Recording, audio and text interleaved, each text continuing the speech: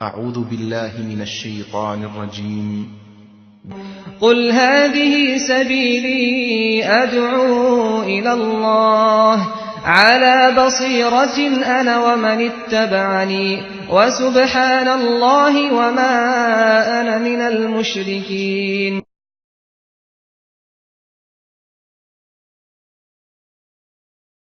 إن الحمد لله نحمده ونستعينه ونستغفره ونعوذ بالله من شرور أنفسنا ومن سيئات أعمالنا. من يهده الله فلا مضل له ومن يضلله فلا هادي له. وأشهد أن لا إله إلا الله وحده لا شريك له وأشهد أن محمدا عبده ورسوله. يا أيها الذين آمنوا اتقوا الله حق تقاته ولا تموتن إلا وأنتم مسلمون. يا أيها الناس اتقوا ربكم الذي خلقكم من نفس واحدة وخلق منها زوجها وبث منهما رجالا كثيرا ونساء واتقوا الله الذي تساءلون به والأرحام إن الله كان عليكم رقيبا. يا أيها الذين آمنوا اتقوا الله وقولوا قولا سديدا يصلح لكم أعمالكم ويغفر لكم ذنوبكم ومن يطع الله ورسوله فقد فاز فوزا عظيما. أما بعد فإن خير الحديث كتاب الله وخير الهدي هدي محمد صلى الله عليه وسلم وشر الأمور محدثاتها وكل محدثة بدعة وكل بدعة ضلالة وكل ضلالة في النار. قال الله عز وجل إنما المؤمنون إخوة. محترم حضرات اور پردہ نشین خواتین اسلام، اسلام میں جہاں بہت سارے احکامات اللہ تبارک و تعالیٰ کی عبادت سے متعلق ہیں، وہیں اسلام کے اندر بہت سارے احکامات ایسے بھی ہیں جہاں پر اللہ تبارک و تعالیٰ انسانوں کے آپسی معاملات کے بارے میں احکامات بیان کرتا ہے. تو اسلام ہے دو چیزوں کے نام کا، ایک ہے حقوق اللہ اور دوسرا ہے حقوق العباد. اللہ تبارک و تعالیٰ کے حقوق ایک طرف اور حقوق العباد بندوں کے حقوق دوسری طرف. اور یاد رکھنا یہ دونوں چیزیں آپس میں مل کر ہی اسلام مکمل ہوتا ہے، ایمان کی شاخیں، ایمان کے برانچز مکمل ہوتے ہیں.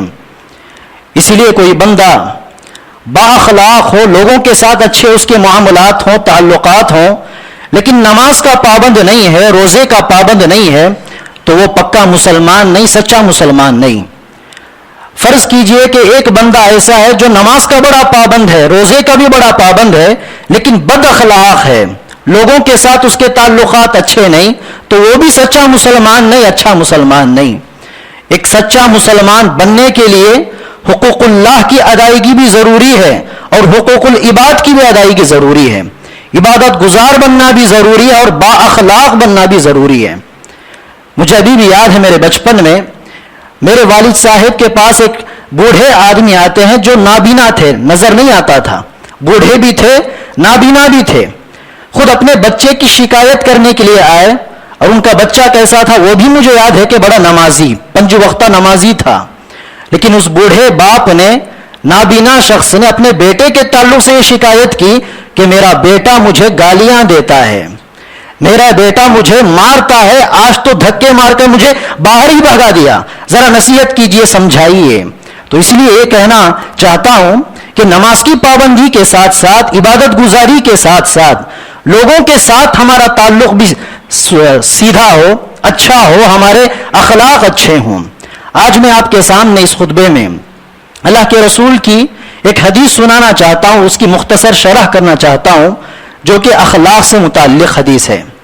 اللہ کے رسول صلی اللہ علیہ وسلم نے ارشاد فرمایا المؤمن مرآت المؤمن، کہ مومن کا آئینہ ہے. مومن تمام مومنوں کے لیے ایک آئینے کی طرح ہے.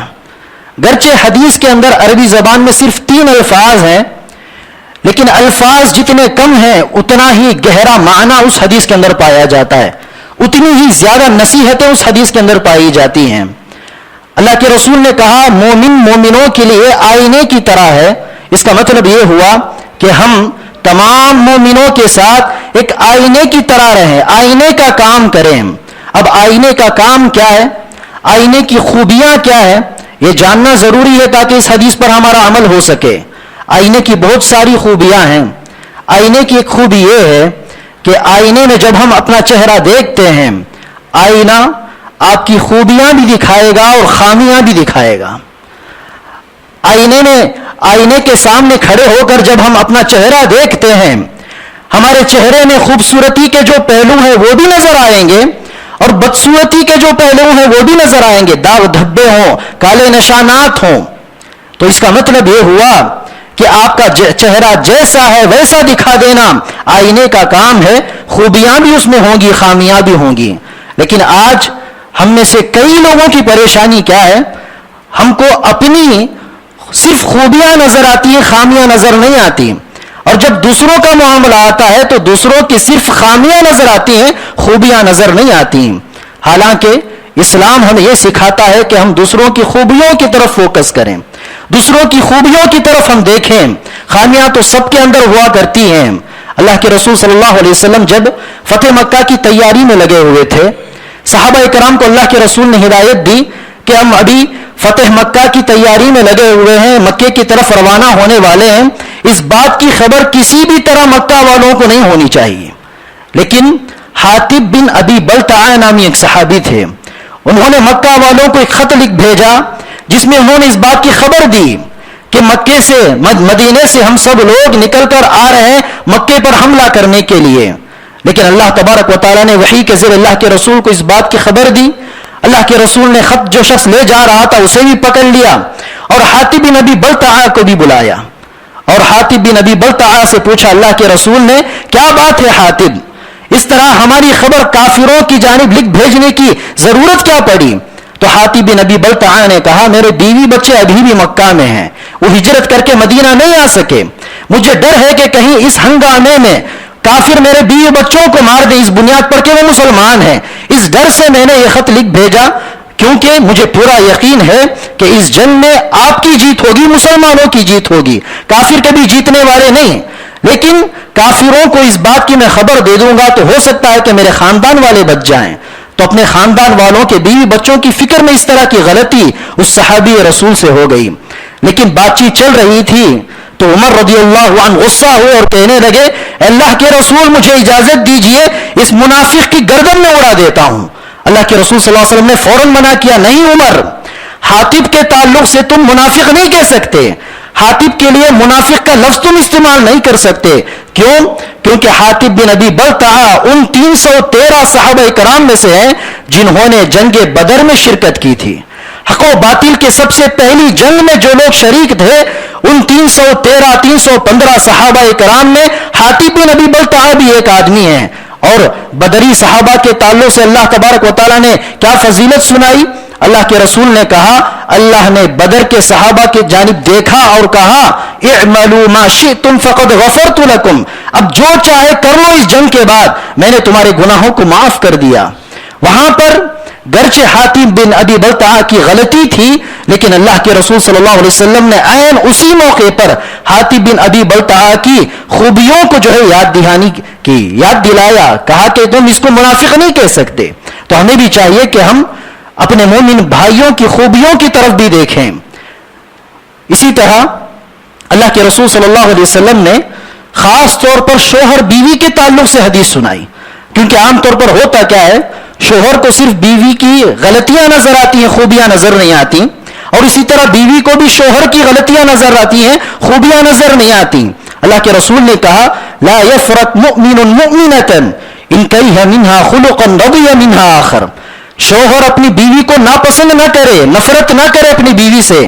اگر بیوی کے پاس کوئی غلطی ہو, غلط عادت ہو جو شوہر کو پسند نہیں ہے تو بیوی کے پاس ایسی عادتیں بھی ہوں گی جو شوہر کو پسند ہوں گی. اللہ کے رسول نے کہا بیوی کی خوبیاں دے کر اس کی خامیوں کو معاف کر دو, خوشی کے ساتھ زندگی گزارو. تو ہمیں بھی چاہیے کہ ہم تمام مومنوں کے ساتھ اسی قسم کا معاملہ ہم اپنائیں جو کہ آئینے کی ایک صفت ہے. آئینہ خوبیاں بھی دکھاتا ہے, خامیاں بھی دکھاتا ہے.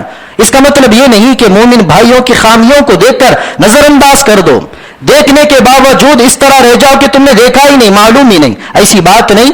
جیسا آئینہ آپ کی خامیاں خود آپ کے سامنے ڈائریکٹ ظاہر کرتا ہے اسی طرح آپ کسی کی غلطیاں دیکھتے ہیں تو ڈائریکٹ آپ کہہ سکتے ہیں, نصیحت کر سکتے ہیں, اصلاح کرنے کی کوشش آپ کر سکتے ہیں. اسی لیے عمر رضی اللہ عنہ نے کہا میرا سب سے بہترین دوست وہ ہے جو میری غلطیاں مجھے دکھائے, میری غلطیوں میں سدھرنے کی مدد مجھے کرے, وہی میرا سب سے بہترین دوست ہے. آئینے کی دوسری خوبی کیا ہے؟ آئینہ ہمارا ظاہر دکھاتا ہے, ہمارا باطن نہیں دکھاتا اور دکھا بھی نہیں سکتا. ہم اپنا چہرہ دیکھتے ہیں تو آئینے میں صرف ہمارا چہرہ نظر آتا ہے, ہمارے دل میں کیا ہے, ہماری نیت کیا ہے, آئینے میں ہم کو نظر نہیں آ سکتا اور آئینہ دکھا بھی نہیں سکتا. تو ہمیں بھی چاہیے کہ ہم مومن بھائیوں کے ظاہر کو دیکھیں کہ میرا مومن بھائی کیا کر رہا ہے, ظاہر میں کیا کر رہا ہے, باطن میں اس نے کیا سوچ کر کیا, اس کی کیا نیت تھی اس کے پیچھے. ان تمام چیزوں کے پیچھے پڑنا بیکار کا کام ہے, ان تمام چیزوں کے پیچھے پڑنا بالکل بری عادت ہے. صرف ہم ظاہر کو دیکھیں گے. اسامہ بن زید رضی اللہ عنہ جو کہ اللہ کے رسول صلی اللہ علیہ وسلم کے لے پالک بیٹے کے بیٹے تھے, آزاد کردہ غلام کے بیٹے تھے, انہوں نے جنگ میں کافر کو مارنے کے لیے اپنی تلوار کھینچی تو فوراً اس کافر نے کلمہ پڑھ لیا, کلمہ شہادت پڑھ لیا. اگر ہم بھی اسامہ بن زید کی جگہ ہوتے تو شاید اس کافر کو قتل کر دیتے. اسامہ بن زید نے بھی کلمہ بولنے کے باوجود بھی اس کافر کو ختم کر دیا. یہ خبر اللہ کے رسول کو پہنچی, اللہ کے رسول صلی اللہ علیہ وسلم غصہ ہوئے, اسامہ بن زید کو بلایا اور ڈانٹا اور کہا کہ تم نے کلمہ بول دینے کے باوجود, شہادت کہہ دینے کے باوجود تم نے اس بندے کو قتل کیوں کیا؟ اسامہ بن زید نے کہا کہ اللہ کے رسول, اسلام میں داخل ہونے کے لیے اس نے کلمہ نہیں پڑھا بلکہ اپنی جان بچانے کے لیے موت کے ڈر سے اس نے کلمہ پڑھا تھا. جیسے میں نے تلوار کھینچی اس کے بعد اس نے شہادہ کہا تھا. اللہ کے رسول صلی اللہ علیہ وسلم نے کہا ہلا شققت قلبہ, کیا ہی اچھا ہوتا کہ تم اس بندے کا سینہ چاک کر کے دیکھ لیتے, اس کا سینہ چیر کر دیکھ لیتے کہ اس کی نیت کیا تھی.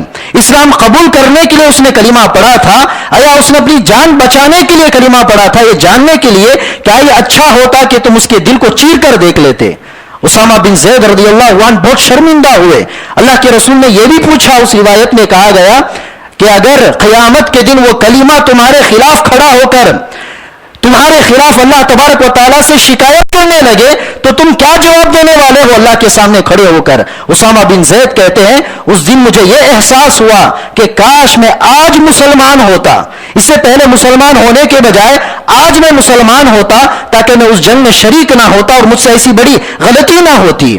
تو اس حدیث سے یہ پتا چلتا ہے کہ صرف بندوں کے ظاہر کو دیکھنا ہماری ذمہ داری ہے. اس نے کلمہ پڑھا تو الحمدللہ وہ اسلام میں آ گیا, وہ بھی ایک مسلمان ہے, وہ بھی ہم میں سے ایک ہے.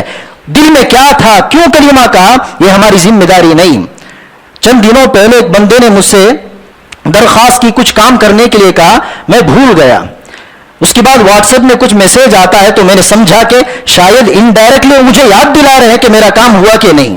فوراً میں نے ان سے معذرت کی, بھول گیا, معاف کرنا, میں ضرور کر دوں گا. تو اس بندے نے کہا نہیں شیخ, آپ کا کام تو, میرا کام تو ہو چکا ہے, میں انفارم کرنے کے لیے میں بھول گیا, مجھ کو بتا دینا چاہیے تھا. تو اس طرح دیکھیے وہ بندہ مجھے یاد کر کے میسج کر رہا ہے, اپنا کوئی مقصد نہیں تھا, مفاد نہیں تھا, لیکن میں نے اپنے اس بندے کے تعلق سے غلط سوچ لیا, اس بھائی کے تعلق سے غلط سوچ لیا کہ اپنے فائدے کے لیے مجھے میسج کر رہے ہیں. تو اس طرح بھائیوں کے تعلق سے, مومن بھائیوں کے تعلق سے اچھی فکر کرنا, اچھی سوچ رکھنا ہماری ذمہ داری ہے, اچھی سوچ رکھنا ہماری ذمہ داری ہے. دل میں کیا ہے, نیت کیا ہے, ان تمام چیزوں کے پیچھے پڑنا بری عادت ہے. کوئی بندہ کئی دنوں سے نماز نہیں آتا تھا لیکن اچانک اب نماز کے لیے آ رہا ہے, مسجد میں حاضری دیتا ہے تو الحمدللہ اچھی بات ہے. اس کا ظاہری عمل کیا ہے, مسجد میں آنا, حاضری دینا, نماز ادا کرنا ایک اچھی بات ہے. ہم صرف اتنا دیکھیں گے اور اس مسلمان کے تعلق سے اچھا سوچیں گے. اب یہ سوچنا کہ اتنے دن سے وہ نہیں آتا تھا, اچانک آ رہا ہے تو ہو سکتا ہے کسی کو دکھانے کے لیے آ رہا ہو سکتا ہے یہ مقصد ہو سکتا ہے وہ مقصد ہو, یہ تمام چیزیں غلط ہیں. ہم صرف مومن بھائیوں کے ظاہر کو دیکھیں گے, باطن کے تعلق سے سوچنا غلط بات ہے. آئینے کی ایک تیسری خوبی کیا ہے, ایک اہم صفت کیا ہے, آئینے کی سچائی. آئینہ صرف سچ بولتا ہے, جھوٹ نہیں بولتا.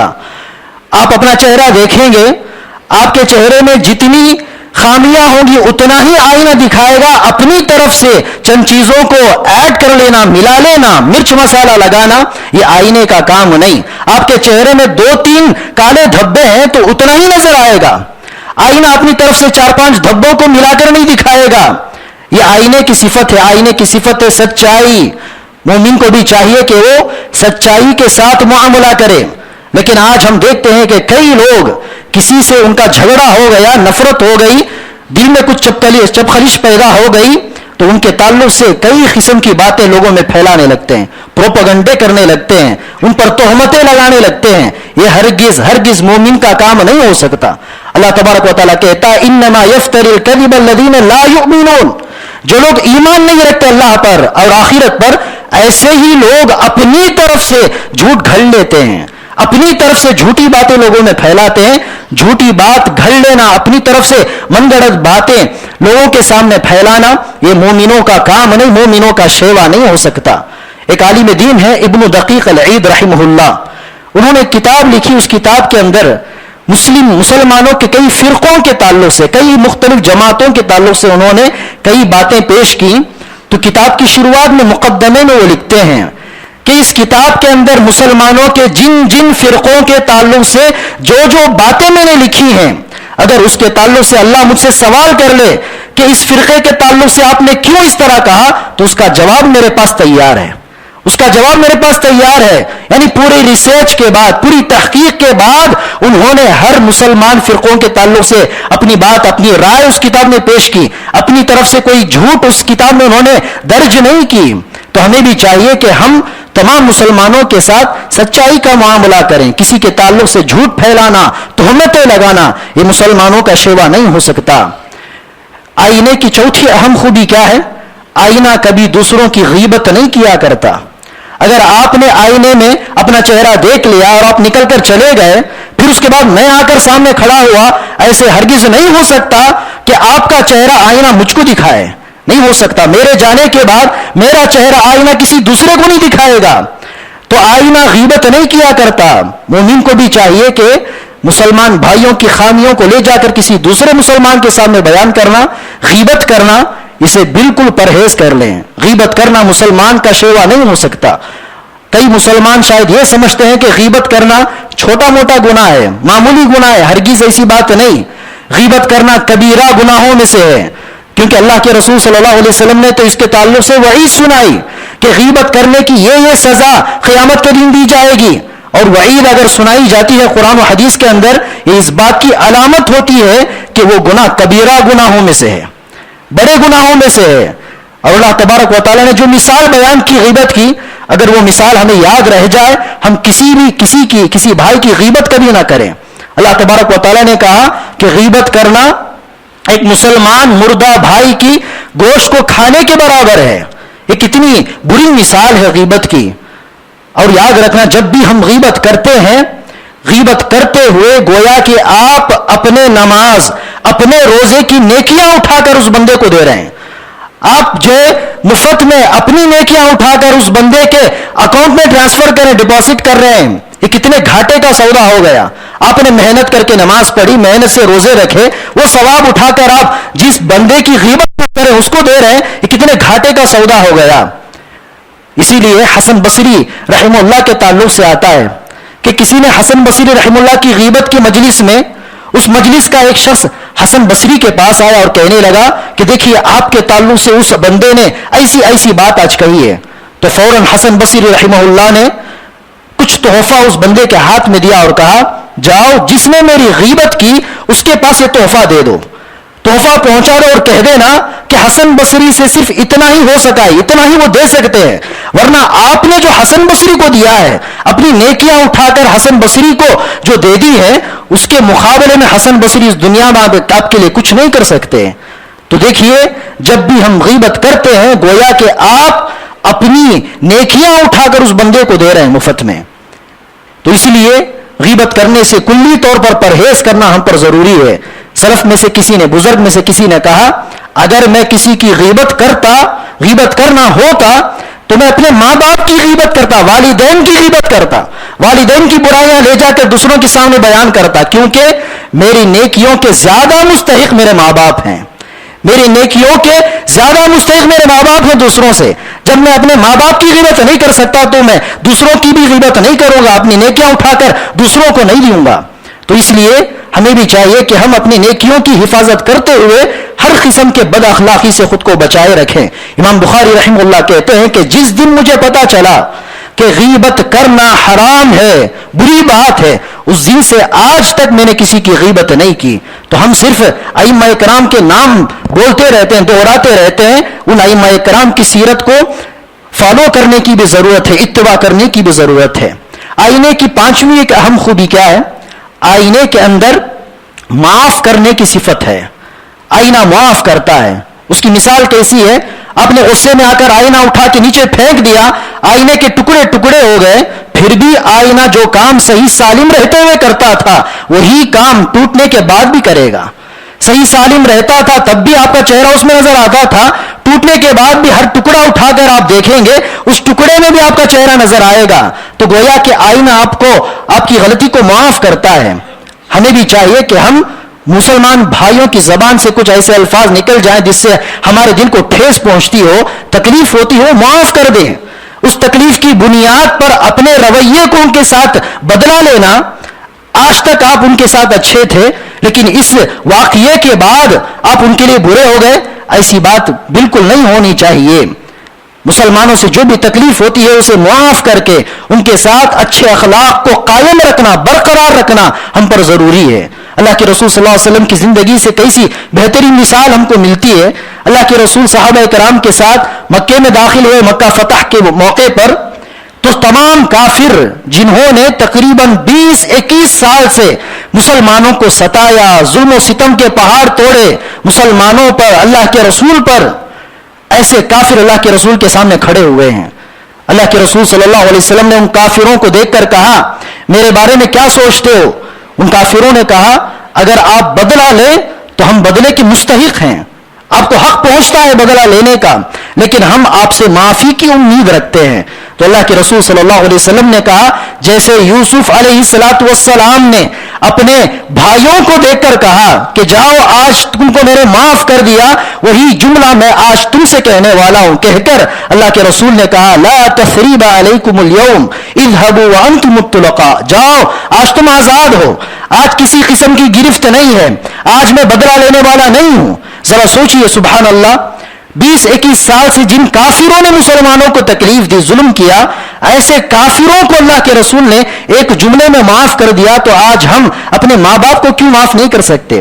اپنے بچوں کو کیوں معاف نہیں کر سکتے؟ اپنے بھائی بہن کو کیوں نہیں معاف کر سکتے؟ اپنے پڑوسی کو کیوں معاف نہیں کر سکتے؟ ارے وہ لوگ تو کافر تھے، یہ لوگ تو اپنے ہیں، ہمارے اپنے لوگ، ہمارے اپنے رشتہ دار ہیں، ہمارے اپنے مسلمان اور مومن بھائی ہیں. اللہ کے رسول نے تو کافروں کو معاف کیا. تو ہمیں بھی چاہیے کہ ہم مسلمانوں کے ساتھ معافی کا معاملہ کریں. کسی غلطی کو دل میں رکھتے ہوئے ان کے ساتھ اپنے رویے کو بدلا لینا یہ مسلمان کی علامت نہیں ہے، یہ اسلام کی علامت نہیں ہے. آئینے کی ایک دوسری اہم خوبی کیا ہے؟ آئینہ سب کے لیے کام کرتا ہے. آئینے کے سامنے جو بھی کھڑا ہوگا اس کے لیے آئینہ کام کرے گا. ایسا نہیں ہو سکتا کہ 20-25 لوگوں نے اپنا چہرہ دیکھا، 10-15 لوگوں کو تو چہرہ نظر آیا، باقی 10 لوگوں کا چہرہ آئینے میں نظر نہ آیا، آئینے نے کام نہیں کیا. ایسا نہیں ہو سکتا. سب کے لیے آئینہ برابر کام کرتا ہے، یکساں کام کرتا ہے. تو مومن بھی تمام مسلمانوں کے ساتھ یکساں رویہ، برابر کا رویہ اختیار کرے، سب کے ساتھ حسن سلوک کرے، سب کے ساتھ اچھا برتاؤ کرے. ہرگز مسلمان مومنوں کے درمیان فرق کرنے والا نہیں ہو سکتا. مالداروں کے ساتھ ایک سلوک، غریبوں کے ساتھ دوسرا سلوک، عہدے داروں کے ساتھ، ذمہ داروں کے ساتھ ایک سلوک، ماتحتوں کے ساتھ دوسرا سلوک، رشتہ داروں کے ساتھ اچھا سلوک، اجنبیوں کے ساتھ غلط سلوک، یا کہ اجنبیوں کے ساتھ اچھا سلوک، رشتہ داروں کے ساتھ غلط سلوک. یہ مومن کا شیوا نہیں ہے. مومن سب کے ساتھ برابر ہوتا ہے. مومن کا حسن سلوک سب کے لیے برابر ہے. اللہ کے رسول صلی اللہ علیہ وسلم ایک مرتبہ عائشہ رضی اللہ عنہا کے ساتھ بات چیت کر رہے تھے.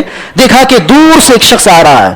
اللہ کے رسول نے عائشہ رضی اللہ عنہا سے کہا دیکھو وہ آدمی بئس اخو العشیرہ، اس معاشرے کا، اس سوسائٹی کا سب سے بدترین آدمی، سب سے برا آدمی وہ ہے. اتفاق سے اللہ کا کرنا یہ ہوا کہ وہ بندہ اللہ کے رسول ہی کے پاس آ رہا تھا. اللہ کے رسول نے اس آدمی سے بڑی اچھی گفتگو کی، بڑی نرم گفتگو کی، میٹھی گفتگو کی. وہ بندہ چلا گیا. عائشہ رضی اللہ عنہا سے رہا نہیں گیا. پوچھا اللہ کے رسول آپ نے تو اس بندے کے تعلق سے کہا کہ وہ اس ایریے کا, اس سوسائٹی کا سب سے برا آدمی ہے, لیکن اس آدمی کے ساتھ اتنی اچھی گفتگو کیوں؟ اللہ کے رسول نے پوچھا, یا عائشہ اور ایتنی فاحشن, یا عائشہ کسی کے ساتھ بد کلامی کرتے ہوئے, بد زبانی کرتے ہوئے مجھے کبھی دیکھا ہے؟ چاہے وہ کتنا ہی برا آدمی کیوں نہ ہو, میری زبان تو سب کے لیے برابر ہے, میں سب کے ساتھ اچھی گفتگو کروں گا. تو مومن کے لیے چاہیے کہ وہ سب کے ساتھ حسن سلوک کا رویہ اختیار کرے. ہم عام طور پر دیکھتے ہیں کہ معاشرے میں کوئی بندہ بھولا بھالا ہو, جس کی عقل کچھ کم ہو, کچھ کہہ دیا تو فوراً سمجھ میں نہ آئے, نظر آنے میں صورت و شکل میں وہ بالکل بدنما ہو, گڈا ہو, اور اس کے اوپر سے بھولا ہو, تو ایسے لوگوں کے ساتھ عام طور پر لوگ مذاق اڑاتے ہیں, حقیر سمجھتے ہیں. کسی مجلس میں, کسی گیدرنگ میں وہ شخص آ جائے تو 10-15 لوگ مل جاتے ہیں, اس بندے کو بلاتے ہیں اور اس کے ساتھ ٹائم پاس کرنے لگتے ہیں. یہ بہت ہی بری عادت ہے, بہت ہی گھنونی عادت ہے. اللہ کے رسول نے کہا, بِحَسْبِ امْرِئٍ مِّنَ الشَّرِّ أَن يَحْقِرَ أَخَاهُ الْمُسْلِمَ, کسی مسلمان بھائی کو آپ حقیر سمجھتے ہیں تو صرف یہ ایک عادت کافی ہے آپ کو برا کہنے کے لیے. دوسری تمام برائیاں آپ کے پاس نہ ہو, صرف ایک برائی ہو, صرف ایک برائی آپ کے پاس ہو, پھر بھی آپ برے بندے ہیں, اچھے مسلمان نہیں. اللہ کے رسول نے کہا. لیکن دیکھیے کہ ایسے بندوں کے ساتھ اللہ کے رسول کا کیسا سلوک تھا. ایک صحابی تھے جن کا نام تھا ظاہر رضی اللہ عنہ. وہ مدینے کے باہر ایک دیہات میں رہا کرتے تھے. دیہات سے جب بھی مدینہ آتے اللہ کے رسول کے لیے تحفے لے کر آتے, تحفے تحائف. جب وہ صحابی مدینہ چھوڑ کر واپس جانے لگتے تو اللہ کے رسول بھی اس صحابی کے لیے تحفے تحائف دیتے. سفر کے لیے زیادہ راہ کا توشہ ان کے ہاتھ میں دے دیا کرتے تھے. لیکن صورت و شکل سے وہ بڑے ہی بدصورت تھے اور بھولے بھالے تھے. عام طور پر لوگ ان کو حقیر سمجھا کرتے تھے, معاشرے میں دور دور رکھا کرتے تھے. ایک مرتبہ یہ ہوا کہ یہ صحابی ظاہر رضی اللہ عنہ بازار میں کھڑے ہو کر, مارکیٹ میں کھڑے ہو کر کچھ بیچ رہے تھے. پیچھے سے اللہ کے رسول آئے اور اس صحابی کی دونوں آنکھیں بند کر لی. جس طرح بچپن میں ہم لوگ کھیلا کرتے تھے, آنکھ میں چولی, آنکھ بند کر لیا جاتا تو کہنا ہوتا, گیس کرنا ہوتا ہے کہ کس نے آنکھیں بند کی, نام لے کر کہنا ہوتا ہے. تو اس طرح اللہ کے رسول نے آنکھیں بند کر لی. وہ صحابی کہتے ہیں 2 لمحہ تو میں نے سوچا کہ کون ہے جس نے میری آنکھیں بند کر لی, لیکن فوراً ہی مجھے پورا یقین ہو چکا کہ اس سوسائٹی میں, اس معاشرے میں مجھ سے لگ کر کھڑے ہو کر مذاق کرنے والا سوائے اللہ کے رسول کے کوئی ہو نہیں سکتا. لیکن میں نے زبان کھول کر یہ نہیں کہا کہ اللہ کے رسول یہ آپ ہی ہیں, میں نے گیس نہیں کیا. کیوں؟ کیونکہ اللہ کے رسول صلی اللہ علیہ وسلم کا پیٹھ میری پیٹھ سے لگا ہوا تھا. اللہ کے رسول کی اتنی قربت, اتنی نزدیکی مجھے کبھی نصیب نہیں ہوئی. میں نے سوچا کہ یہ نزدیکی کی گھڑی اور لمبی ہوتی جائے, جتنا ہو سکے اتنی لمبی ہو, اس لیے میں نے زبان کھول کر نہیں کہا کہ اللہ کے رسول آپ ہیں. تو اللہ کے رسول نے آنکھ بند کر کے فوراً یہ اعلان کیا مارکیٹ میں, میں یشتری منی ھذا العبد, اس بندے کو مجھ سے کون خریدے گا پیسہ دے کر. ظاہر رضی اللہ عنہ نے کہا, اللہ کے رسول اس معاشرے کے اندر میری کوئی قیمت نہیں ہے, کوئی آ کر آپ سے مجھ کو نہیں خریدے گا پیسہ دے کر. اللہ کے رسول نے کہا, لوگوں کی نگاہوں میں اے ظاہر تمہاری قیمت ہو کہ نہیں, لوگوں کے پروردگار کی نگاہ میں تیری ضرور بڑی قیمت ہے, بڑی قدر و قیمت ہے. تو دیکھیے کتنے غور و طلب کی بات ہے. وہ آدمی جس کو معاشرے میں دور رکھ دیا جاتا, اس کے ساتھ اللہ کے رسول اتنے قریب, اتنا اچھا معاملہ, ان کا دل بہلا رہے ہیں, ان سے مذاق کر رہے ہیں, اپنائیت کا اظہار کر رہے ہیں, ان کے لیے اپنا وقت نکال رہے ہیں. تو سوچئے کہ اللہ کے رسول صلی اللہ علیہ وسلم کی زندگی میں کتنا بہترین نمونہ ہے ہمارے لیے. تو ہمیں بھی چاہیے کہ ہم تمام مسلمانوں کے ساتھ یکساں سلوک کریں, برابری کا معاملہ کریں, تمام مسلمانوں کی بھلائی کی فکر کریں, خیر خواہی کی فکر کریں. جریر بن عبداللہ البجلی رضی اللہ عنہ ایک صحابی تھے. انہوں نے اپنے غلام کو بھیجا یہ کہہ کر کہ جاؤ مارکیٹ سے عمدہ گھوڑا میرے لیے خرید کر لاؤ. وہ صحابی گئے, خادم گئے ان کے, جا کر دیکھا تو مارکیٹ میں بہت ہی عمدہ گھوڑا نظر آیا. چکا کر قیمت کو جو ہے چکا کر 300 درہم میں وہ گھوڑا خرید کر لاتے ہیں. یہ سوچ کر کہ عمدہ گھوڑا میں نے کم مول میں خریدا ہے, میرا مالک میری تعریف کرے گا. لیکن آئے تو جریر بن عبداللہ رضی اللہ عنہ نے گھوڑے کی قیمت پوچھی, کہا کہ 300 درہم. کہا کہ اتنا بہترین گھوڑا 300 درہم میں کیسے مل سکتا ہے؟ کہا کہ کس کے پاس تم نے خریدا, مجھے لے چلو دکھاؤ. مارکیٹ گئے, وہ بندہ وہیں کھڑا ہوا تھا, دکھایا کہ اس سے میں نے گھوڑا خریدا ہے. تو اس بندے کے پاس گئے جریر رضی اللہ عنہ اور پوچھا یہ گھوڑا جس کو آپ نے 300 درہم میں بیچا ہے میں مزید 100 درہم دینا چاہتا ہوں, کل ملا کر 400 درہم میں خریدنا چاہتا ہوں, آپ کو راضی ہے؟ وہ بندہ خوش ہو گیا, ہاں کہا راضی ہوں. پھر اس کے بعد 100 درہم کہہ کر بڑھاتے گئے یہاں تک کہ 800 درہم پر آ کے رکے. 800 درہم دے کر اس گھوڑے کو دوبارہ خریدا. لوگوں نے پوچھا پاگل تو نہیں ہو گئے؟ وہ گھوڑا جو 300 درہم کو مل چکا تھا دوبارہ 500 درہم دے کر کل ملا کر 800 درہم میں دوبارہ خریدنے کی ضرورت کیا تھی؟ تو جریر بن عبداللہ رضی اللہ عنہ نے جو بات کہی اس بات کے اندر ہم سب کے لیے نصیحت ہے. انہوں نے کہا جب میں مسلمان ہوا اللہ کے رسول نے ہاتھ پر ہاتھ رکھ کے مجھ سے اسلام کی جب بیعت لی, یہ کہہ کر کہ مرتے دم تک تم توحید پر رہو گے, شرک نہیں کرو گے, اسی وقت اللہ کے رسول نے اس بات کی بھی بیعت لی کہ النصح لکل مسلم, ہر مسلمان کی تم خیر خواہی کرو گے, بھلائی چاہو گے. کسی کا غلط فائدہ اٹھانا یہ مسلمان کی علامت نہیں ہے. جریر بن عبداللہ نے دیکھا کہ اس آدمی نے اتنا بہترین گھوڑا 300 درہم میں دیا ہے, تو مطلب کیا ہے؟ بہت مجبور ہے, اس کو فی الحال 300 درہم کی ضرورت ہے. تو اس مجبوری سے فائدہ اٹھانا ایک اچھی علامت نہیں. تو اس طرح ہمیں بھی چاہیے کہ ہم تمام مسلمانوں کی خیر خواہی اور بھلائی کا معاملہ کریں, اور یاد رکھیں خود آئینے کے اندر یہ تمام صفتیں اسی وقت پائی جا سکتی ہیں جب آئینہ صاف ہو, آئینے کے اوپر دھول ہو, آئینہ بالکل پرانا ہو چکا ہو, اس کے اندر کالے کالے نشانات ہو چکے ہوں, تو خود آئینے کے اندر یہ تمام صفتیں پائی نہیں جا سکتی. تو ہمیں بھی چاہیے کہ ہم اپنے دل کو صاف رکھیں, تمام مسلمانوں کے تعلق سے جو بھی ہو, جو بھی غلطیاں ہوں مسلمان بھائیوں سے معاف کرنے کی کوشش کریں, دلوں سے چپ خلیشوں کو دور کریں, حسد و کینہ کپٹ کو دور کریں. دل کو ہم صاف رکھیں گے تو یقیناً آئینے کی تمام صفتیں ہمارے اندر بھی پیدا ہو سکتی ہیں. اللہ تبارک و تعالیٰ سے دعا ہے کہ اللہ تبارک و تعالیٰ ہم تمام کو کہنے سننے سے زیادہ قرآن و حدیث پر عمل کرنے کی توفیق عطا فرمائے. آمین. بارک اللہ لنا ولکم فی القرآن العظیم ونفعنی وإیاکم بالآیات والذکر الحکیم انہ تعالی جواد کریم بر الرؤوف الرحیم ورب حلیم.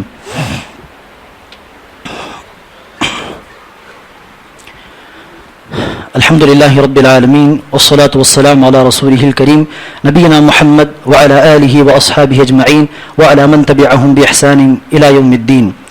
اللهم صل على محمد وعلى آل محمد كما صليت على إبراهيم وعلى آل إبراهيم إنك حميد مجيد. اللهم بارك على محمد وعلى آل محمد كما باركت على إبراهيم وعلى آل إبراهيم إنك حميد مجيد.